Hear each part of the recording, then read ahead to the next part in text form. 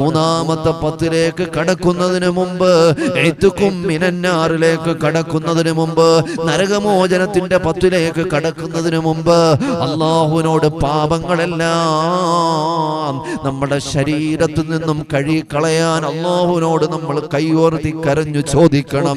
അതിനാണ് അല്ലാഹുവിന്റെ റസൂൽ സല്ലല്ലാഹു അലൈഹി വസല്ലമ തങ്ങൾ പറഞ്ഞത്, രണ്ടാമത്തെ 10 ഉണ്ടല്ലോ സഹാബാ, മഗ്ഫിറത്തിന്റെ 10, അത് പാപമോചനത്തിന്റെ 10.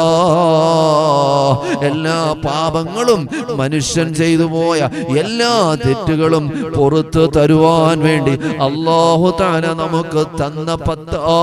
അതുകൊണ്ട് പെങ്ങളെ, സമയം പാഴാക്കരുത്. നമ്മുടെ ജീവിതത്തിൽ സംഭവിച്ചു പോയ തെറ്റുകൾ ഓരോന്നായി അല്ലാഹുവിനോട് പറഞ്ഞുകൊണ്ട് കൈയുയർത്തി ദുആ ചെയ്യണം പെങ്ങളെ.